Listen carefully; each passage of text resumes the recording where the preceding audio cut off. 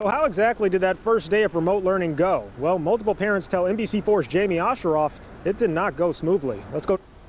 Yeah, unfortunately, Jonathan, even though the district spent time and money preparing for this alternative opening without teachers, parents describe what they saw on their children's laptops this morning as chaos. Jacqueline Humphreys has 4 kids in elementary school. Larry Dent has one starting middle school and another starting high school. Both say they don't want their children getting penalized for an absence in the absence of teachers. They have been sending out warnings saying that, if your kid's not in it, they're going to be marked absent and eventually they will be marked truant.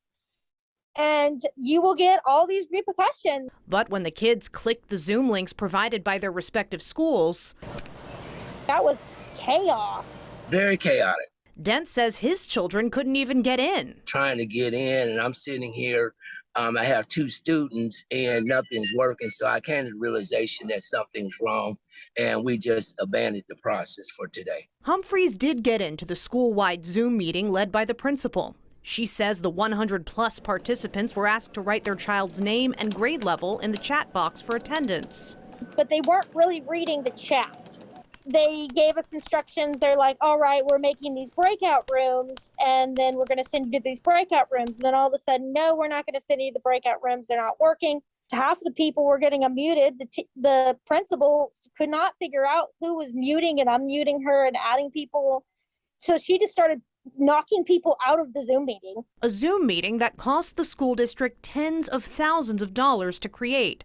Just last week, the Columbus Board of Education approved $60,000 to buy licenses from Zoom, allowing them to create meetings with up to 500 or 1,000 seats. Humphrey says today's Zoom ended after attendance. I expected them to have subs. My kids have IEPs, and they're not getting what they need if you're just throwing them onto this little game that does math and reading.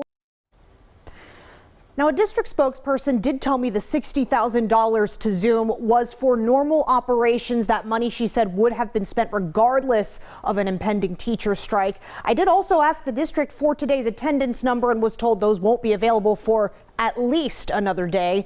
Moving forward, though, the district says staff will do check-in meetings with families throughout the day and record attendance from those meetings.